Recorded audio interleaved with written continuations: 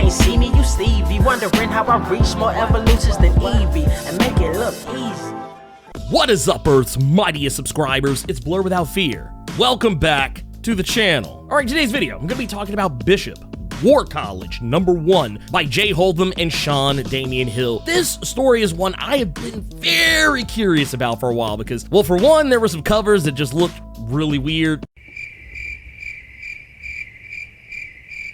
Probably because they were all drawn by Rob Liefeld. But the other thing that I really wanted to know was, what was this going to be about? Especially considering things we had seen in previous issues of the Hellfire Gala, how we saw Bishop was training the next generation of mutants to protect the island, and we see exactly that. Now, some of those characters we had already seen. Characters like Surge and Armor, who are probably some of the very few Asian characters of note in the X-Men side of things that aren't named Sunfire or Quanon. We also see the return of a new character, Uhura Charles, who made her debut in Age of X-Man Prisoner X back in 2019. Uhura is a very interesting character just based on the fact that her powers are beyond just her being able to fly due to her having butterfly-like wings, but she can also create psionic orbs that she can fire off at her targets. She hasn't really appeared in any comics since that event, and of course there's also the character of Cam Long, who is yet another new Asian face on the X-Men side of things, a character who made their debut in Age of X-Man Prisoner X, with their mutant power being that they are, for all intents and purposes, feral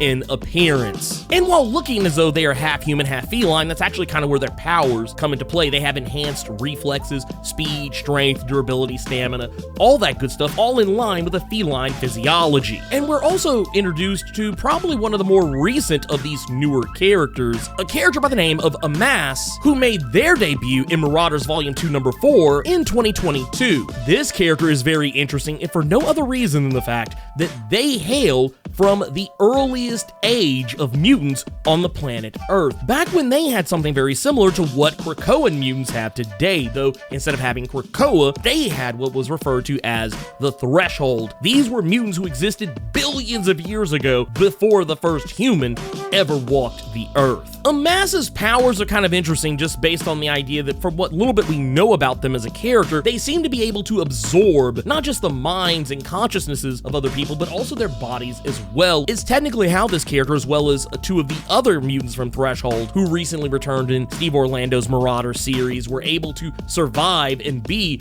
in the present day despite existing so many billions of years ago. These characters are Bishop's charges, and that's kind of where the rub comes in here, is that Bishop, because he is a hardened individual, he's someone who existed in what is easily one of the darkest timelines in the history of Marvel Comics. He comes from a future where mutants have been enslaved and subjugated, and it's shaped him into the person who he is, and this comic takes a lot of moments to point out that Bishop has a lot of problems. I've talked about a lot of these in a previous video. I'll try to remember to link somewhere up here. Go check that video out if you want to know in more grander detail what some of those things are, but I'll just kind of briefly sum them up here by saying that we can't forget that he, at one point in time, actively tried to murder one of the X-Men, thinking that they were the X-Traitor, and then later on realizing that the X-Traitor was actually himself. Bishop has also worked with problematic organizations, more specifically the ONE, who made it their life's mission to lock away mutants in what are essentially concentration camps. And it's also been heavily implied that he's known about a great deal of all of the different things that have plagued mutants since traveling from the future to the past. Things like the House of M, as well as the Genoshan Massacre, are all things that it's heavily hinted he knew about, but refused to tell anybody that they were going to happen because reasons. Now, one can make the argument that maybe Bishop didn't do it because telling them about the future would not have changed the future, or because events needed to play out in certain ways for certain things to happen, maybe even specifically his birth. It's hard to really say why Bishop has done a lot of the things he's tried to done, and that's not even getting to the point where he tried to kill Hope Summers, thinking that destroying the Mutant Messiah would save mutant kind.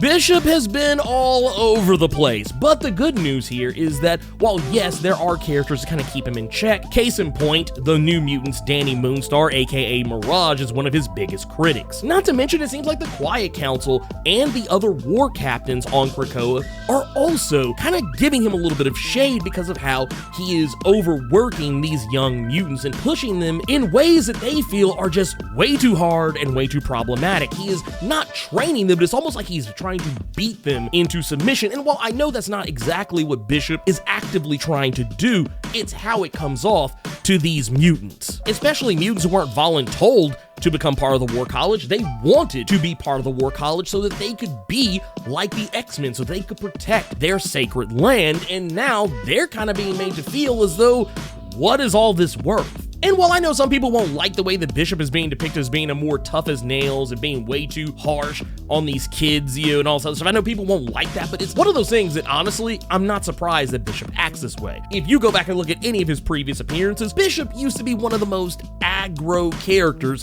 in Marvel Comics. He was so aggro that honestly, it was difficult in the early days for me to even like him as a character. I didn't really start to like Bishop until he chilled out some, and then he lost his whole mind and started trying to kill Hope Summers. But Bishop does actually learn patience in this, or at least in a roundabout way, because he does realize he is being too hard on these mutants, and that's kind of what the War College is about. He's trying to teach them in a better way, and the Quiet Council has now decided that this has gone too far, he's been way too harsh on these kids, and they're only going to give him one more day to straighten this whole thing out. And Bishop, realizing this, he enlists the help of both Wrong Slide and the character Tempo, using Wrong Slide to help train these characters, and Tempo using her ability to manipulate time to basically give Bishop all the time in the world, despite the fact he only has one day left. But the problem with this plan, and while it does actually work to a degree, the reason why it fails is not because of Tempo